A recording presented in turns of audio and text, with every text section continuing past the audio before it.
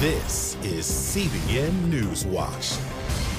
It is Tuesday, February 25th. I'm Ephraim Graham. Thank you so much for joining us. Ahead today, a coronavirus pandemic as the virus starts appearing in different countries and hits financial markets. Some say the World Health Organization should declare the disease a pandemic. Another major debate for Democratic presidential candidates tonight, and this time the focus will be on the frontrunner, socialist Bernie Sanders. She tweeted out a message and was charged with a hate crime. What was in her tweet? A Bible verse. And you're going to hear how one woman lost an amazing 125 pounds, and she did it just by changing what she was eating. All those stories and more are ahead in this edition of CBN News Watch. We want to begin this half hour with a growing fight against the spreading of the coronavirus. The White House is asking Congress for additional emergency funds to fight the COVID-19 virus as the deadly infection continues to appear in different parts of the world. The sudden spike in cases in Europe and the Middle East sent financial markets from New York to Tokyo into a tailspin. This as scientists race to test a vaccine. Here's CBN's George Thomas with more. The number of coronavirus cases is increasing exponentially and spreading so fast that scientists fear it could turn into a global pandemic that cannot be stopped. The World Health Organization not ready to declare it a pandemic just yet, but others say we are close and the world should be prepared. WHO and others don't like to use the word pandemic, but by the classical definition, we're really teetering very, very close. 80,146 people have been infected so far. 2,699 have died, the majority of those in China. And while there are signs the number of new cases and deaths on the mainland are slowing, growing numbers of people are dying outside China. In South Korea, the number of people infected spiked to 977, up 375 from Sunday. 10 people have died there. In Daegu, the epicenter of South Korea's outbreak, city officials going street to street disinfecting the ground. In northern Italy, 12 towns on lockdown with police manning all entry points. 232 cases were registered in the region. 7 people have died. 27-year-old Andrea Casales, among thousands near the outbreak's epicenter, quarantined and hunkering down for the next 2 weeks. The border of the town is blocked, and only those who are working with the military forces and doctors can go in or out.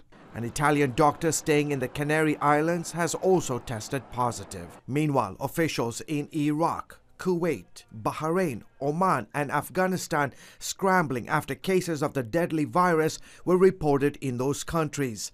This after 15 people died in one single city in Iran, as health officials there said 61 people across the country tested positive for the infection.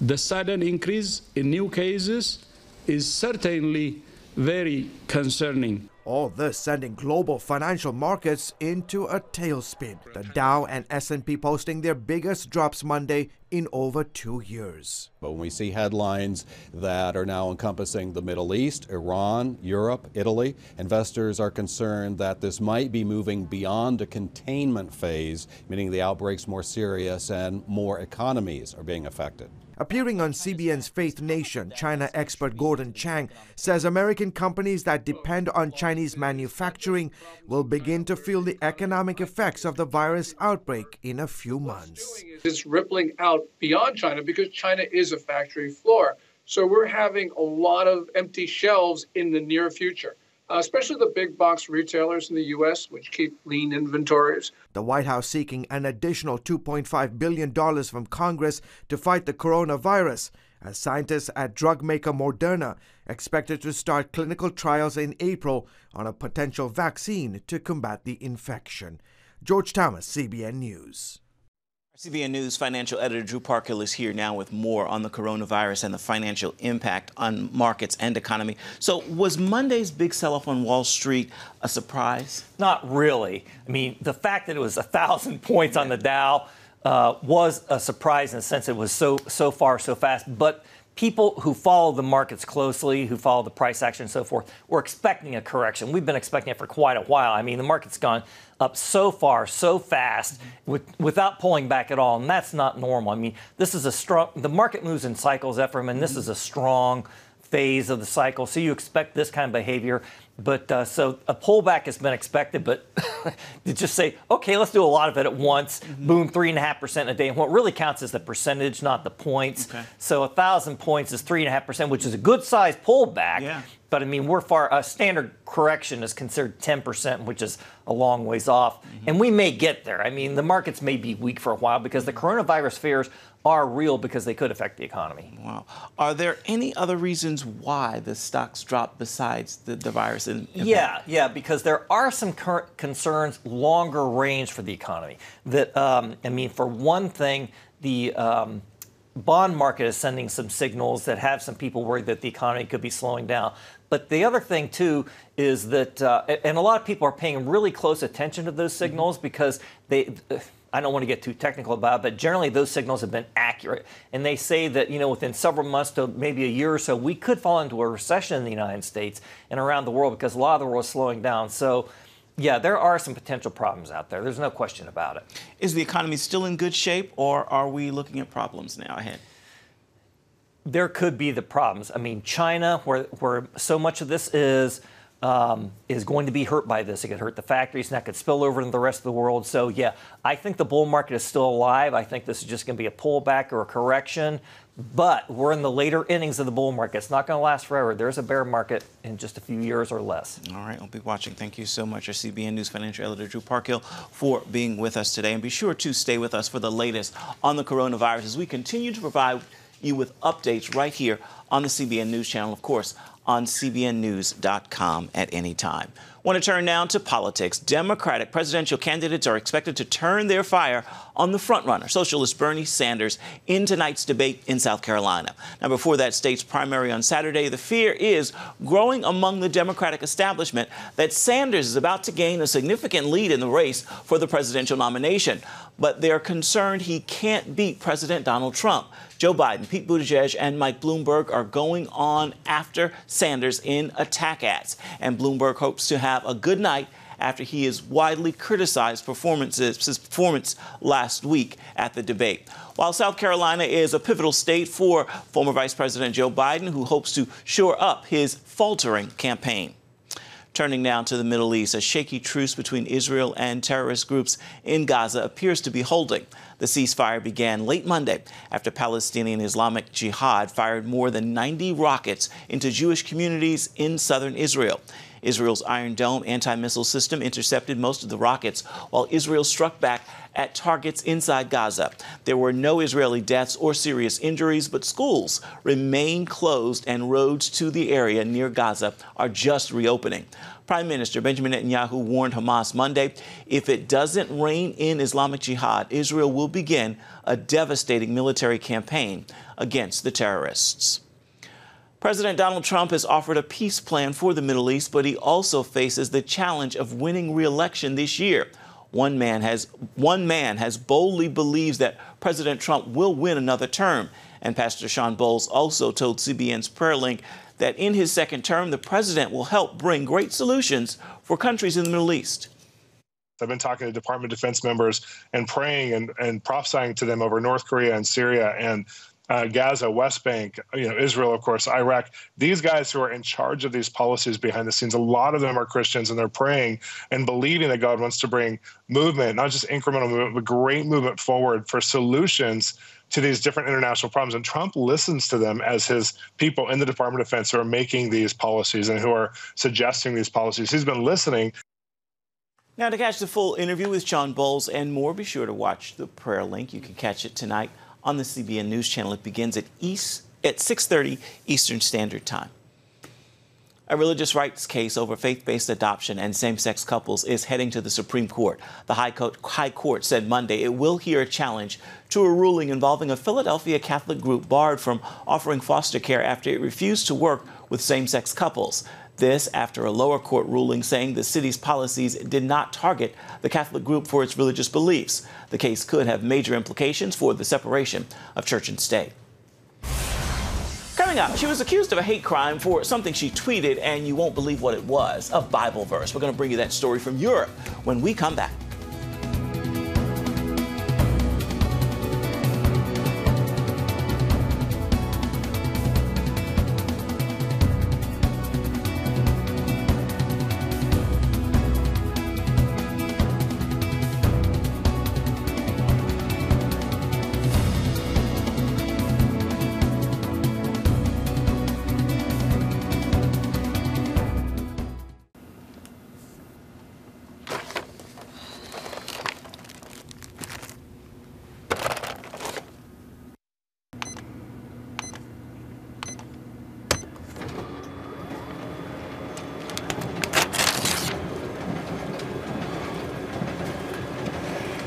Life is better with a good night's sleep. Get your free DVD or booklet of Protect Your Sleep today. I'm Ephraim Graham, and this is Studio 5. Cruise with me as I discover the good things happening in the world of music, sports, television, and movies. The fact that Ryan Coogler was going to be directing the film, I knew that something special was going to happen.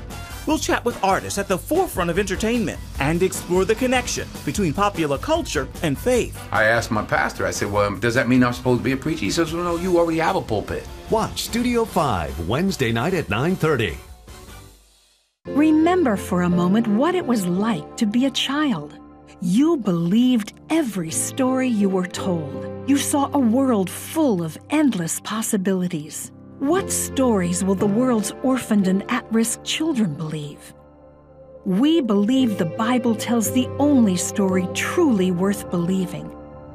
We believe that every child should have the opportunity to dream, the chance to take challenges and turn them into possibilities, the chance to stand on the promises of God, to recognize their place in the greatest story ever told. They have their whole lives ahead of them. Theirs is a world of endless possibilities. They are looking for a story to believe. We will tell them that story. Will you join us?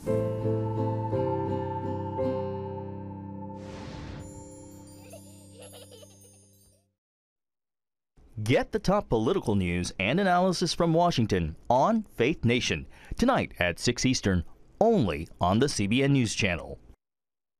A woman in Finland was accused of a hate crime for tweeting a Bible verse. It's happening as more and more European countries are criminalizing Christianity. So why are Bible-believing Christians considered dangerous? Dale Hurd brings us the story from Finland, the latest country to take this fateful step. Almost 70% of Finns are members of the National Lutheran Church, but it doesn't mean they're believers. Less than a third of Finns now say they believe in God. This historically Christian nation has not only left the faith, but has begun criminal investigations of Christians. This is a nation with a constitution that still tells the state church to proclaim a Bible-based Christian faith. So why is Finland investigating this member of parliament for proclaiming her Bible-based Christian faith? Päivi Räsänen is under 2 investigations for allegedly defaming or insulting homosexuals. The first after she shared a Bible verse on social media aimed at Finland's Lutheran Church for promoting the homosexual lifestyle. In my tweet, I directly cited Romans 1st chapter and verses 24 to 27 and posted a picture.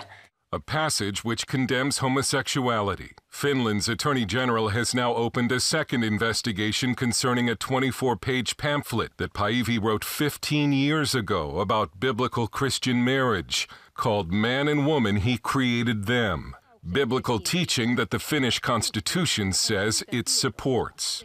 So you thought that because of that, this investigation wouldn't go anywhere, as we speak? Yes. I assumed. In fact, it was a surprise for me that there is even a police investigation about that case. I wouldn't have believed it. Leif Namala is editor of a Christian newspaper and a TV host in Finland. It was unbelievable. It was a real surprise. And the first thought was, are they really going this far? The Lutheran pastor who published the pamphlet Päivi wrote on Christian marriage is also under investigation. Finnish Christian broadcaster, author, and theologian Pasi Turunen says this has been a rude awakening for many Christians. Finnish Christians have lived in a very homogeneous Christian culture. It's been very easy because everybody thinks and believes the same way pretty much. And now this has become completely a new situation for us when our faith is challenged in a public square. Päivi says this all began in prayer when she felt led by the Lord to do something to wake up the national church in Finland on the issue of homosexuality, but now fears this investigation will silence Christians. I'm afraid and I'm worried that this case, the criminal investigation, might frighten some Christians to hide and to keep silent. It raises the threshold of saying anything in the public square. And in one way, I see that that's the purpose of this kind of attack, to put a high price tag on speaking your Christian mind out loud in the society. If convicted, Päivi could be fined or even imprisoned. And both Turunen and Nummela say support for her from Finland's evangelical leaders has been weak. We could easily have 200,000 Christians saying this is horrendous, stop persecuting Päivi Räsänen. And that would have a huge impact, but they are silent. I would wish that the evangelical leaders would be more outspoken and bold. Otherwise, there will come time when each one of us will be in front of the firing squad. Päivi says she's not afraid and believes God has a plan in this for Finland. I'm waiting what God is doing because when He raises up prayers, then we can know that He's doing something. Dale Hurd, CBN News, Helsinki. Still ahead, she lost 125 pounds. We're going to tell you how she did it and how you can lose weight the very same way. We've got that story for you when we come back.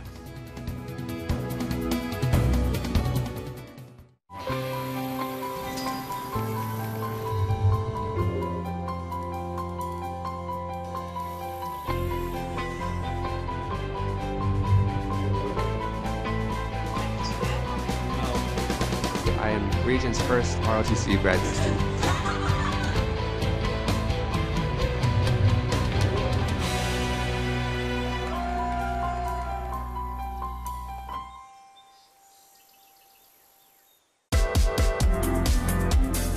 Meet the pastors who are preaching the gospel in a fresh, fearless way.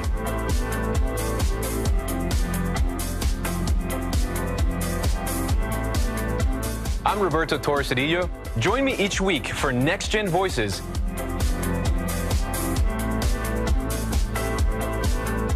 And watch God transform a generation.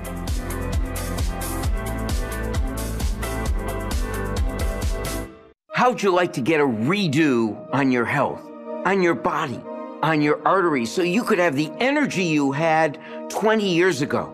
The great news is you can. I'm Dr. Mike Roizen, chair of the Wellness Institute at the Cleveland Clinic. I've written 4 New York Times bestsellers. But even better than having to read all that, you can listen to this DVD and watch it. Protect your heart? Yes, you can. Here's how. Go to CBN.com or call 1-800-700-7000 for your free copy of Protect Your Heart. Let the medical experts show you their new discoveries on how to avoid heart disease and even reverse it. Easy steps to uncover the hidden dangers in your medicine cabinet, reduce stress, and get a complete do-over for your health. Call 1-800-700-7000. That's 1-800-700-7000. Or go to CBN.com to claim your free copy of Protect Your Heart. The Centers for Disease Control says more than half of all Americans are either overweight or obese. On this week's Healthy Living program, Lori Johnson spoke to a woman who lost 125 pounds after she and her entire family started eating whole foods that were made in her Instant Pot. The whole reason you got into this new way of eating was because your daughter was diagnosed with rheumatoid arthritis, which is an autoimmune disease, and the doctor recommended an anti-inflammatory diet for her, and so you started making that for her. What is an anti-inflammatory diet? So there are foods, for instance, nightshades, which are like tomatoes and eggplant and peppers and potatoes, and then also things like grains and dairy that are known causers of inflammation in the body. And so I began to research the autoimmune protocol diet, and we started with that. And then after we were on that for a while and we saw an improvement in her health, I began to add things back in little by little to see if there was something that might be causing her inflammation to spike. And we noticed that gluten, dairy, red meat, pork are all triggers for her. So we keep those things at a minimum in her diet. And so what I like to encourage people is that this is just what works for me. Just because this is what works for me and my family, it doesn't mean that it's necessarily going to work for you and yours. So please feel free to change things up as you like. You know, instead of using pork in a recipe, use chicken breasts instead. Instead of using tomatoes or bell peppers, if you can't have those things, you can absolutely just leave them out. So, well, as a health reporter, I find that inflammation causes so many different types of diseases, including things like heart disease and Alzheimer's and cancer, some of our worst diseases. So an anti-inflammatory diet is really a good idea for all of us. We should all try to lower our inflammation. And they say that inflammation is mostly found in fast food, which you have completely given up. Right. Oh, wonderful. I was a fast food addict. Yes. That started from a really young age because we lived on a fast food diet when my parents were raising us. My mom was a full-time working mom. My dad was disabled, and they didn't have a lot of time to make us meals. There were 7 of us. And so it was just whatever was quick, whatever was easy, and whatever we could put together ourselves. And a lot of times that entailed a lot of fast food. And by the time I was 15 years old, I was already clinically morbidly obese, and I had an autoimmune disease myself. I had hypothyroid disease. And so I went on medication for 10 years, but thank goodness with switching my diet and starting to eat just real food, I was able to go into remission. Wow, what a testimonial. Okay, so this cookbook is amazing. The pictures in it are gorgeous. You're going to be showing us how to make one of your favorite recipes. What is it? So this is my salsa chicken. It's just a really nice shredded chicken that you can do over a salad, or you can do it in tacos. And it's very quick and very easy. You're just going to dump that chicken right into the pot. I have some red salsa here that I'm going to throw on top. Then I have some green salsa. And this is my homemade taco seasoning. A lot of times in the store, the seasoning blends have anti-caking agents, they have sugar, they have a lot of ingredients that I prefer to leave out. And so making it yourself at home, not only is it really quick and easy, but it's gonna ensure that you're getting the best quality of ingredients. So then you're just gonna put the lid on top of the pot, you're gonna make sure it's in the sealing position, and then you're gonna use the display panel to set it, and then it's ready. So how long does it take to cook?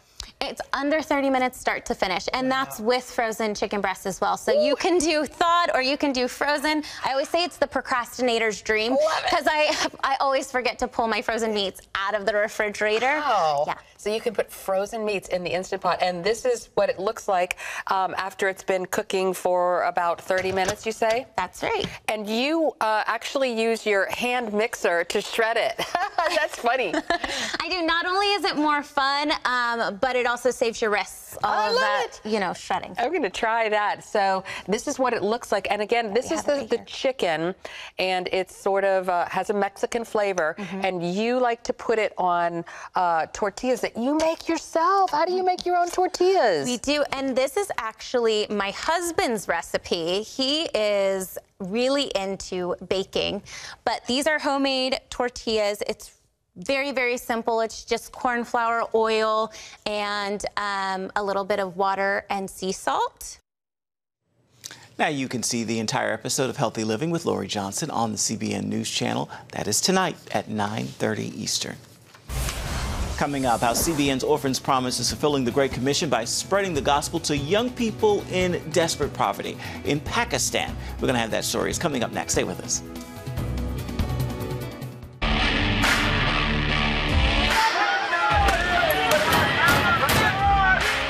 sex before you marry is a bad idea. Don't tell me there's no such thing as gun violence. That just depends on your definition of when life begins. Watch Dan and Dale tackle trending topics that test your faith on the next Faith Wire, Monday night at 9:30. The Global Lane takes you around the world, providing facts over fiction. What might rising trade and geopolitical tensions mean for you on the home front? With over 45 years of experience, award-winning journalist Gary Lane brings you the truth from a global angle. What about the issue of immigration? World news analysis you won't see anywhere else. And it's all right here on the Global Lane. Watch The Global Lane, Thursday night at 9:30.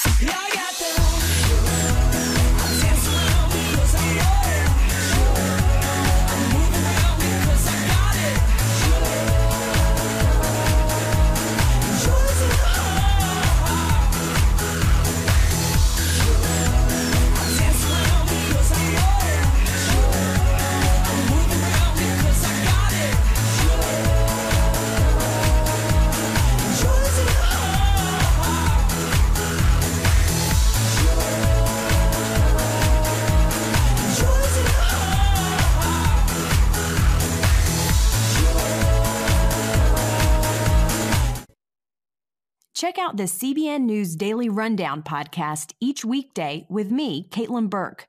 Click on the show tab at cbnnews.com where you can listen and subscribe.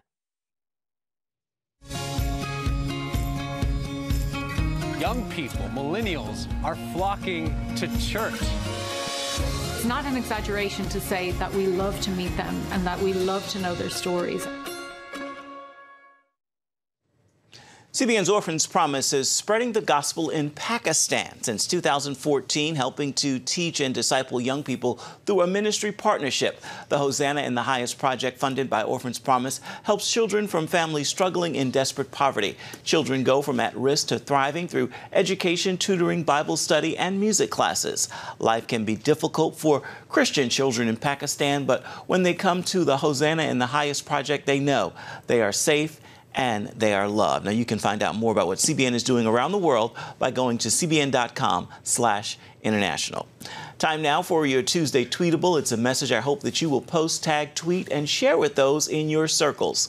I am not perfect, but I am progressing with the help of God. And get this, in God, there is no failure. With that word, I encourage you to make this a terrific Tuesday and push for this to be a wonderful week as well. God is on your side and He wants only the best for you. That will do it for this edition of CBN News Watch. Remember, you can find more of our CBN News programs on the CBN News channel at any time. You can also go online and find them at cbnnews.com. We'd love to know what you think about the stories you've seen here today. Email us at the address there on your screen, newswatch@cbn.com. And of course, you can reach out and touch us on Facebook, Twitter, and Instagram. Hope you'll join us again right here next time. Have a great day.